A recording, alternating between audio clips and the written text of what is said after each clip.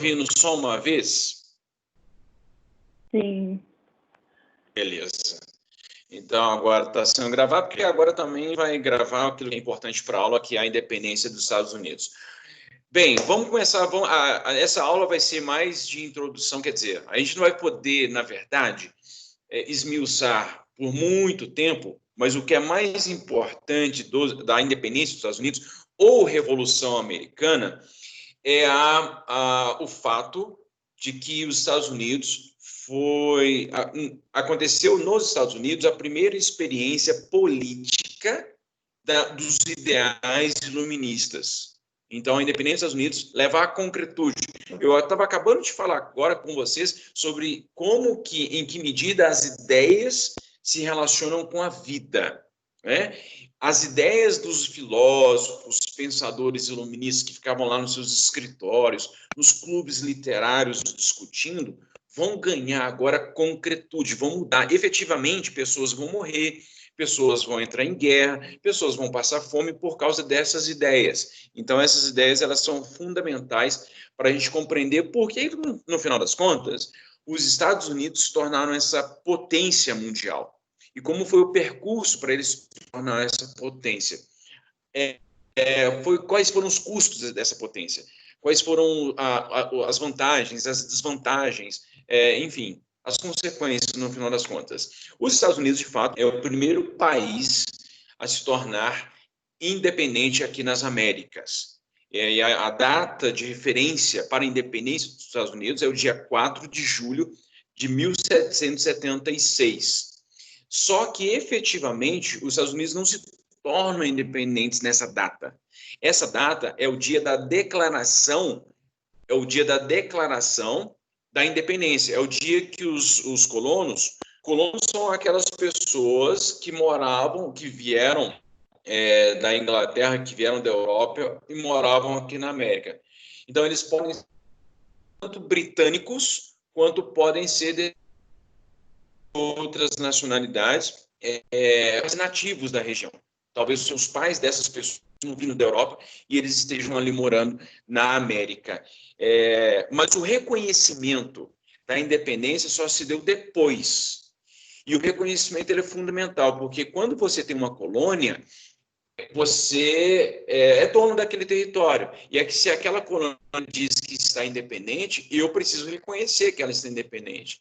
Na lógica, por exemplo, nós fomos colonizados, né? O Brasil foi colonizado por Portugal. Na verdade, o Brasil nem existia, mas de qualquer modo a gente costuma dizer assim, que o Brasil foi colonizado por Portugal. Porque quando os portugueses chegaram aqui, isso aqui era um território que tinham várias populações indígenas e que não pertenciam a um grupo específico, pertenciam aos vários grupos que aqui habitavam. Então, quando Portugal chega aqui, é um território gigantesco, pertencente a várias tribos indígenas. Quem começou a configurar o Brasil como um Estado moderno foi Portugal. E isso levou a 300 anos. Primeiro como colônia, depois como nação independente. E lá nos Estados Unidos a mesma coisa. Os colonos foram para lá, começaram a ocupar o território, porque ingleses, franceses e holandeses não concordaram com o Tratado de Tordesilhas. Isso é muito importante dizer, porque, segundo o Tratado de Tordesilhas, todo esse território onde estão os Estados Unidos, pertenceriam à Espanha. E só aquela pequena parte onde nós estamos aqui no Brasil pertenceria a Portugal. Portugal e Espanha dividiram o mundo em 1494, para os dois. Franceses, ingleses e holandeses não concordaram e começaram a invadir a América. Então, os ingleses chegam ao continente, a parte norte do continente, ali já no século XVII, e aí começam a ocupar territórios ali. Há desavenças com os espanhóis, só que os espanhóis estão muito felizes, encantados com todos os recursos fornecidos, principalmente nas colônias da América do Sul. Bem, então a independência dos Estados Unidos é uma revolução burguesa. Por que é uma revolução burguesa? Porque a burguesia norte-americana, a burguesia colonial, percebia que a metrópole, ou seja, a Grã-Bretanha, a Inglaterra naquela época, ela não contribuía para o desenvolvimento das atividades comerciais na colônia. Ao contrário, ela atrapalhava. E por atrapalhar, os colônios queriam independência. E de onde vieram as ideias para legitimar o movimento de independência desses colonos? Vieram dos pensamentos iluministas. Então, as ideias vieram dos iluministas. E aí, então, com essas ideias iluministas, eles colocaram em prática, e o documento da Declaração de Independência dos Estados Unidos, ele é um manifesto iluminista. Basicamente é isso. Agora, como que os colonos norte-americanos conquistaram ou chegaram a essa conclusão tão rapidamente de que precisavam fazer a independência? Então, vamos ver o que aconteceu lá. Primeiramente, a gente precisa compreender, essa é uma análise que eu vou apresentar para vocês aqui, é uma análise um pouco mais antiga, mas eu vou falar dela e aí depois eu vou falar o que a gente compreende atualmente. De qualquer modo, nós temos diferenciações, nós temos pelo menos 3 tipos de colonização na América do Norte, nas chamadas 13 colônias. Nós temos uma região que ficou bastante autônoma, que está mais ao norte. Nós temos uma região onde eram feitas atividades de produção manufatureira, e nós temos uma região onde há uma caracterização mais de plantation. Já vou explicar. Bem, mais ao norte, onde eles têm mais autonomia, eles desenvolviam as atividades econômicas, comércio, agricultura, pastoreio, atividade de manufatura e por aí vai.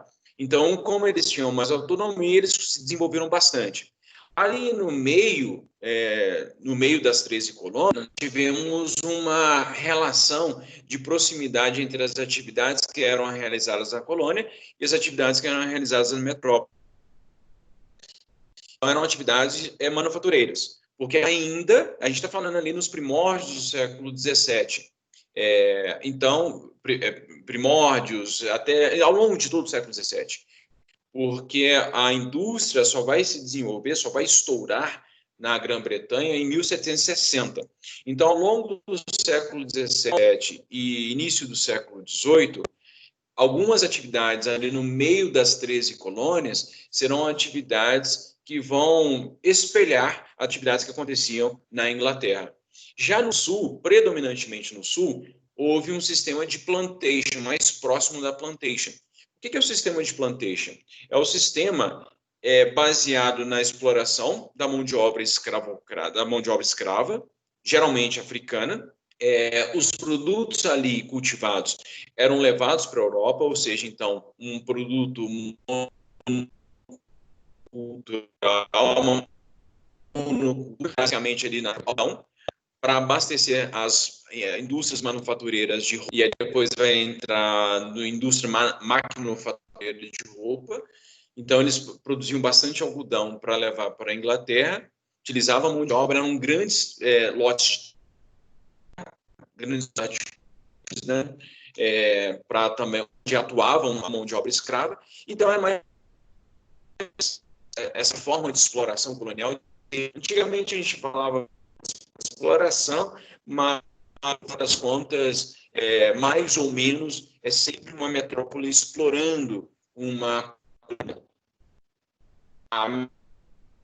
Sempre saindo nas regiões mais autônomas.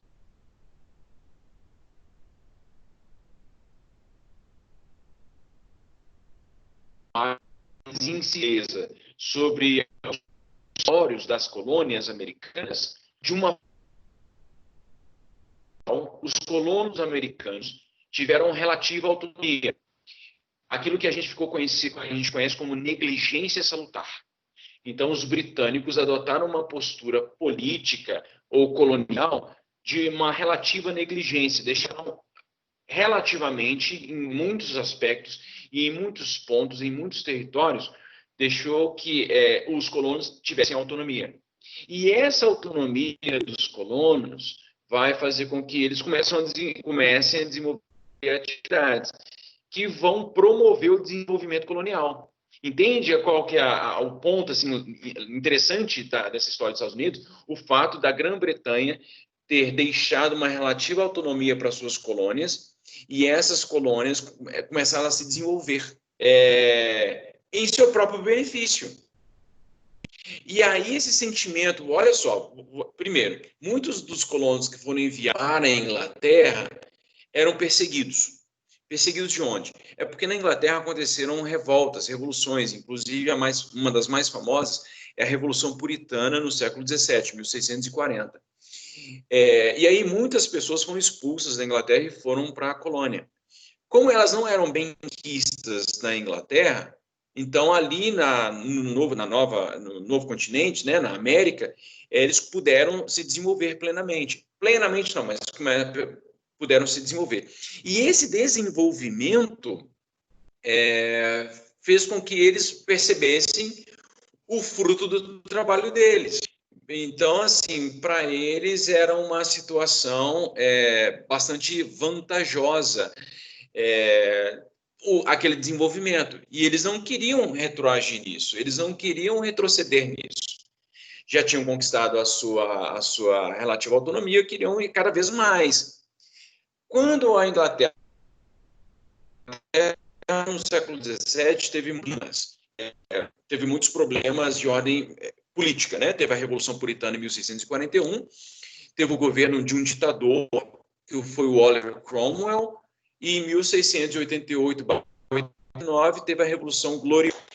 Então, como a Inglaterra estava envolvida em muitos problemas internos, por isso ela deixou a colônia com a relativa autonomia. Então, e essa relativa autonomia vai causar dois impactos importantes.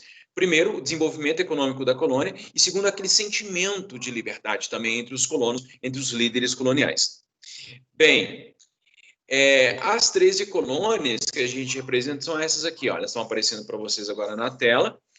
E aí você tem basicamente, deixa eu pegar aqui a minha canetinha mágica, você tem aqui, principalmente as colônias do norte, essas aqui são as colônias que têm relativa ao...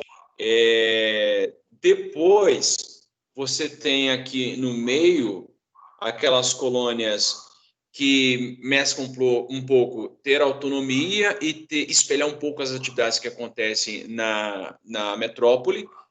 E aqui você tem o módulo de plantation, né? Eu estou fazendo uma caracterização eminentemente econômica, mas tem outras diferenças importantes também, que a gente não precisa entrar agora, porque senão vai ser muita informação. O que é importante saber agora, resumindo toda essa situação que eu falei, é que as 13 colônias tiveram relativa autonomia em relação à sua metrópole, porque a metrópole estava envolvida em problemas internos e aí não conseguia efetivar uma colonização mais consistente, embora a relação econômica, principalmente entre a metrópole e a colônia, se deu de forma bastante interessante, de forma bastante profícua para a metrópole. Vamos avançar. O mapa cresceu.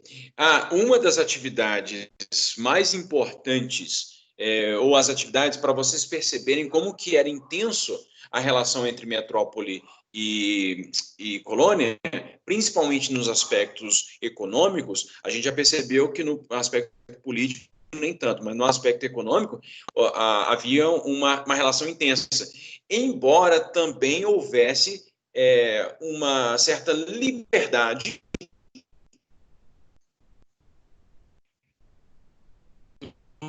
dos colonos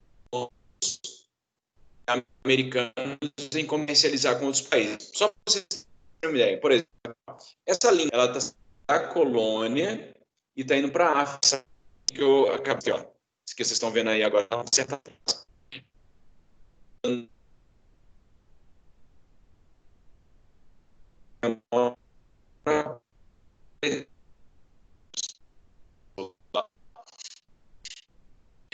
mas olha só o pessoal ficar tonto, não. Ele era uma moeda de troca pelo quê? Por escravos. E aí, então, da África saíam escravos para as Antilhas inglesas, onde havia uma grande plantação de cana-de-açúcar. E a cana-de-açúcar, então, era plantada. Olha como é que é o processo. Então, mandavam traziam escravos, E daqui nas ilhas, que onde tinha plantação de cana-de-açúcar, levavam melaço aqui para a América. E esse melaço era refinado, era transformado em outros produtos. Por exemplo, um produto do melaço é o açúcar. O outro produto do melaço seria o rum. Então, percebam que aqui é um triângulo. Estão vendo aqui um triângulo? Eu não, quem é bom de matemática aí, me fala, por favor, que tipo de triângulo é esse aí, que eu não sei classificar. Perdão ao Carlinhos ou ao Carlão aí, que estão dando aula para vocês. Mas então esse triângulo sugere, inclusive, o nome dessa operação, que é conhecida como comércio triangular.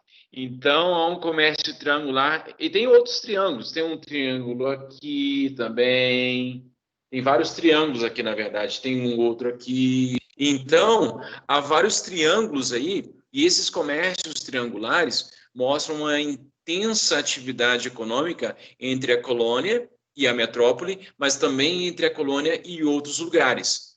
Por exemplo, aqui ó, você tem o comércio da colônia com Portugal. Olha que interessante.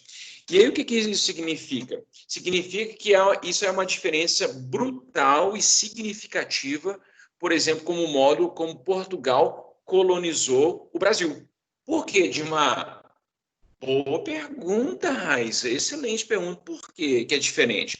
Porque Portugal exigiu, por meio de várias leis, que o Brasil poderia apenas comercializar com Portugal. O Brasil não poderia, por exemplo, eu quero comercializar com a Austrália. Eu quero. Portugal fala, não pode, Brasil. Você só pode comercializar comigo. Então, de uma forma geral, os colonizadores portugueses que estavam no Brasil, ou mesmo os colonizadores brasileiros, não podiam comercializar com quem quisesse. Eles só podiam comercializar com Portugal. E fica, como que era a única compradora, ela que determinava os preços. Ah, tô vendo aí essa tonelada de açúcar, vou pagar, sei lá, vou pagar R$10 por essa tonelada de açúcar. E aí os brasileiros, que isso, Portugal? Não pode, que absurdo. Não, de jeito nenhum. Não tinha escolha. Ou você vendia por R$10, ou você não vendia. Tá? Então, isso fazia com que o desenvolvimento econômico colonial brasileiro não foi tão intenso, por exemplo, como lá na Grã-Bretanha, embora muitas pessoas se enriqueceram aqui na colônia, principalmente os grandes proprietários de terra. Bem, de qualquer modo, o comércio entre Brasil, colônia, e a sua metrópole, que era Portugal, não levou a um desenvolvimento generalizado, ou um relativo desenvolvimento, não completo. Nas 13 colônias, você tem você tem a demonstração e você pode encontrar muitas atividades econômicas se desenvolvendo. Quando você tem uma ativa atividade, é a repetição da palavra, mas quando você tem uma intensa atividade econômica numa região, obviamente que você também vai ter um desenvolvimento econômico daquela região. Então, de uma forma geral, principalmente essas cidades mais conhecidas, como Filadélfia, Nova York, Boston, são atividades que são cidades portuárias, e que se desenvolvem bastante, principalmente Boston, que tem um porto lá, através do qual entravam muitos produtos, e aí Boston se desenvolve bastante, mas Nova York também, e Filadélfia também, dentre outros. Portanto, o comércio triangular, embora enriquecesse bastante a metrópole, mas ele também serviu para desenvolver a colônia. Tá? Então, e a galera ganhava muito dinheiro. Os colonos lá ganhavam muito dinheiro. Né?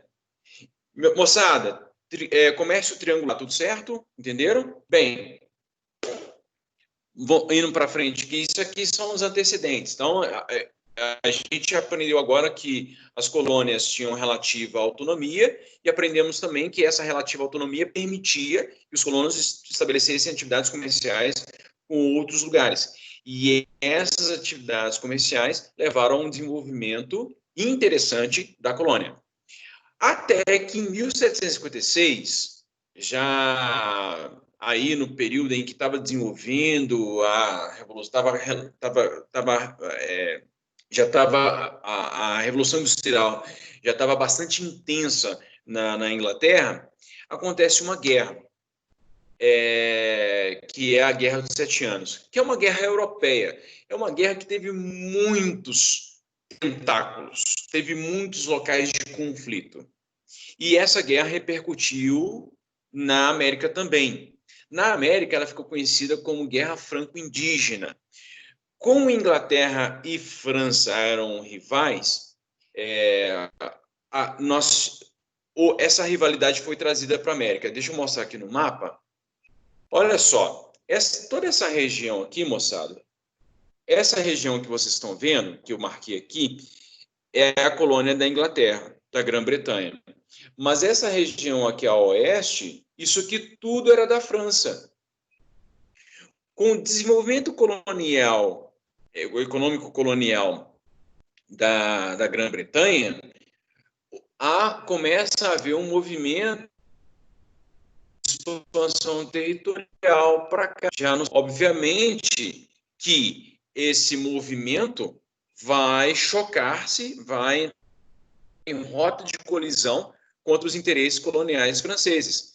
Já que eles estavam em guerra lá na Europa, então a guerra é reproduzida aqui também, quando os ingleses e colonos americanos entram em confronto, começam a invadir territórios que pertenciam à França. Então, esse confronto ele vai durar aí alguns anos, Guerra de 7 anos, então vai durar de 1716 a 1063. A Inglaterra toma posse de territórios coloniais, principalmente ali no mapa. A professora ele vai aparecer em 2. Daqui a pouco ele vai aparecer o mapa.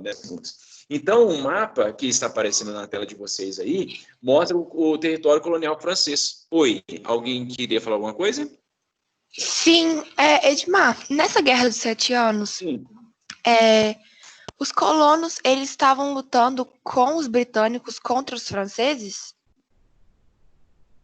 Porque, como é que o colono... Pode falar. É isso mesmo.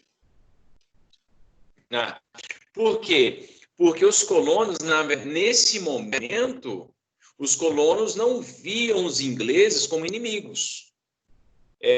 Na verdade, eles eram meio parceiros. Os ingleses estavam envolvidos em guerra, estavam envolvidos lá no processo de industrialização, e os colonos aqui de boa. Os colonos, não, aqui a gente está desenvolvendo. Eles tinham parcerias, na verdade. E aí, percebendo que eles poderiam aumentar os territórios onde eles poderiam ampliar suas atividades econômicas, os colonos se juntam aos britânicos para enfrentarem os franceses. E aí, com isso, por que chama Guerra Franco-Indígena? É porque muitos desses territórios sobre os quais os colonos e britânicos avançam são territórios indígenas. E os indígenas ficam do lado dos franceses. Então, de um lado, do outro, colonos e britânicos. Do lado dos colonos e britânicos também havia indígenas, inimigos daqueles indígenas que juntaram aos franceses. Os indígenas que se juntaram aos franceses, pelo menos aqui no sul, eram principalmente os apaches. Então, houve esse confronto, eles levaram a melhor, os britânicos e colonos levaram a melhor, e aí então eles conseguiram tomar muitos territórios. Tá? Bem, acontece que, beleza, Inglaterra conseguiu um monte de território, todo mundo ficou feliz. A guerra na Europa também já estava apaziguando, já estava melhorando, todo mundo feliz, tranquilo, de boa. Só que não. A guerra, ela custou muito. Toda guerra é muito custosa. Toda guerra demanda muita grana. Por exemplo, a gente está vivendo, embora não seja efetivamente uma guerra, mas é uma situação como se fosse uma guerra. Então, a gente precisa de grana. né? Tá aí o país precisando de grana, as pessoas precisam de grana para tocar seus negócios, enfim. Então, demanda muita grana em situações de guerra.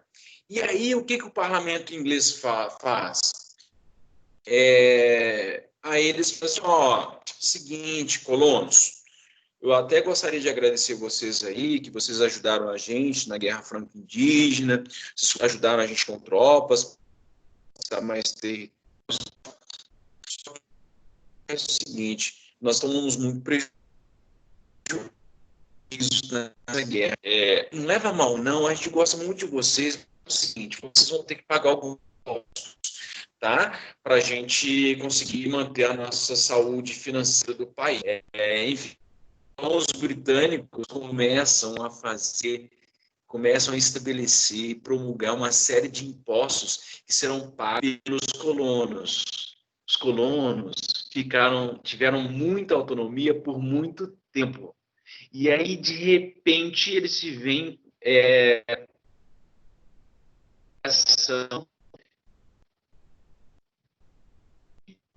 Vocês acham que vai acontecer?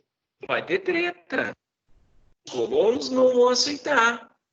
Os colonos, quem está vendo no celular vê pequenininho, né? Não dá para ver direito. Aqui na minha tela dá para ver bem, principalmente que eu estou sem óculos. Eu uso óculos. Tem um tempão já que eu não uso, mas eu uso óculos. Seguinte, então, nas consequências. Como a Inglaterra tomou prejuízo, a Inglaterra vai vir assim, o colono, vocês vão ter que pagar impostos. Quais impostos? Primeiro imposto, Lei do Açúcar, 1764. O açúcar e os seus derivados, quer dizer, a de açúcar e os seus derivados, é um dos principais produtos no comércio triangular. E aí, então, todo e qualquer produto, principalmente o melaço, ele receberia uma sobretaxação, que seria paga pelos colonos. Os colonos, obviamente, ficaram revoltados com isso. 1764, um ano depois do fim da Guerra de 7 Anos, ou da Guerra Franco-Indígena. A lei do selo estabelecia uma propriedade para todo e qualquer produto, escrito. Jornal, carta, qualquer documento oficial, todo e qualquer teria que ter um selo real. E se você, sei lá, um caderno, um livro, se você publicasse um livro e ele não tivesse o selo real, ele seria todo confiscado. E aí, como eu publiquei o livro, aí eu tenho que ir até o local onde se estampavam, colocava o stamp, né? Colocava lá o selo, e aí eu pagava para colocar o selo. Ou seja, no final das contas, então, os colonos passaram a arcar com os prejuízos da guerra. Outra lei absurda que os ingleses fizeram sobre os colonos foi a lei do aquartelamento. A lei do aquartelamento basicamente é o seguinte: os colonos deveriam custear os gastos do exército britânico na colônia. Como houve a guerra, muitos soldados ingleses ficaram na colônia. Para mantê-los lá, fazendo treinamento, ou seja, mantê-los para qualquer eventualidade, quem pagava os custos da permanência de vida dos soldados eram. Ou seja, no prazo aí de 2 anos, foram feitas essas e outras leis que, no final das contas, prejudicavam bastante a saúde financeira dos colonos. Obviamente, os colonos não cumpriram essa medida, não aceitaram e começaram a se organizar. E uma das primeiras formas de organização que os colonos fizeram foi justamente se reunirem numa assembleia, né, em Massachusetts, que fica em Boston, e eles se reúnem para discutir, cara, o que a gente vai fazer? Como que a gente vai manifestar? Como é que a gente vai dizer para o rei inglês que a gente não aceita essas imposições? Então, a partir da organização e da reunião lá na Assembleia de Massachusetts, eles resolvem fazer um protesto, resolvem fazer uma manifestação contra as tropas da colônia. Então, eles fazem um protesto no ano de 1770, eles vão até o local onde era a sede metropolitana, era a sede do poder inglês na colônia. Não está custando passar o slide. E aí acontece o famigerado massacre de Boston. Então, pessoas, tropas e colonos, de uma forma geral, se organizam e fazem um protesto. E aí, quando eles estão chegando próximos às tropas britânicas, eles são recebidos a bala. E aí muitas pessoas morrem. Pessoal, vocês estão vendo o slide com o massacre de Boston? Não está passando. Vendo? O meu que não passou. Agora foi. Agora, essa imagem é legal, né? Mas ela é trágica, tá causando um monte de gente sendo morta. É uma pintura, na verdade, né? Mas aí os soldados britânicos recebem os colonos que estão lá se revoltando de forma intolerante, e aí soltam um tiro. Então, um dos primeiros confrontos entre os colonos e os vai se dar nesse protesto que culminou com a morte de muitos colonos. Bem, enfim, isso aconteceu em 1770. Eu disse para vocês que houve outras leis. E essas outras leis, por exemplo, os chamados atos Townshend, que foi a obrigação de pagar imposto sobre vidro, chá, papel, etc., etc. Não sei se vocês já estão vendo a lei, daqui a pouco aparece para vocês. Esses atos Townshend foram atos de leis ou impostos, aqui elas têm uma semelhança, tá? Bem, então, esses atos de 1760 foram atos... Espera aí, estou desconectada. Deixa eu ver aqui. Bem, agora voltou. Eu dei uma desconectada aqui no meu celular, quer dizer, né, desconectou sem eu querer. Não, eu queria isso aqui, ó. Bem, então é o seguinte, eu estava dizendo que além daquelas leis que foram colocadas inicialmente, que é a lei do açúcar, a lei do selo e a lei do aquartelamento, houve também leis, os chamados atos Townshend, que previa também o imposto sobre o vidro, chá e papel. Essas leis todas motivaram a reunião na Assembleia de Massachusetts e também um massacre. O massacre foi todo infeliz? Não. Graças ao massacre, graças ao protestos daqueles colonos lá em Massachusetts, os impostos, os atos, principalmente esses atos que foram abolidos. O único ato que não foi abolido foi o do chá. Mas aquela lei do selo, a lei do aquartelamento, aquilo ali ficou meio que no limbo ali, tá? E as coisas não se resolviam. Para piorar a situação, em 1773, a Inglaterra cria a Companhia das Índias Orientais. O que previa essa companhia?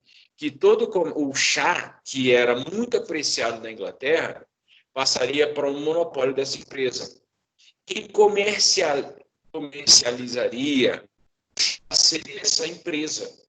Essa é uma empresa privada que tinha o monopólio do comércio do chá. Uma empresa que submetida aos interesses metropolitanos e só ela poderia comprar na colônia. E como só ela poderia comprar o chá, ela impôs o preço que ela queria. E ao impor o preço que ela queria, ela vai causar uma grande revolta. E a revolta vai ficar conhecida como Boston Tea Party. Você lembra de uma vez que eu estava explicando essa matéria lá no 8º ano, que a gente falava assim, galera, então aí os colonos fizeram uma rave, fizeram uma festa lá, que ficou conhecida como Boston Tea Party, que basicamente foi o seguinte, colonos disfarçados de indígenas entraram nos navios que exportavam chá, que levavam chá para a Inglaterra, e aí pegaram todo o carregamento e jogaram ao mar. E aí essa pintura aqui mostra, que vai aparecer daqui a pouco para vocês, mostra justamente os caras vestidos de indígenas e jogando o chá fora. Obviamente que isso vai levar à repressão metropolitana, o conflito e os ânimos entre colonos e metropolitanos vão se acirrar, os ânimos vão se acirrar, e aí, efetivamente, os colonos percebem que não dá mais para conversar. Não dá mais para ficar só no plano da do bem-querer e da benevolência metropolitana. Era preciso tomar uma atitude. Senão, eles seriam mais prejudicados. Aí agora, a partir disso, os colonos começam a ganhar melhor para ver como que eles poderiam ser atendidos. Então, o nosso horário aqui chegou ao limite. E aí, a gente retoma nesse ponto aqui, tá? E aí, possivelmente, a gente deve conseguir chegar até o final desses slides. Tem muita coisa ainda para a gente ver.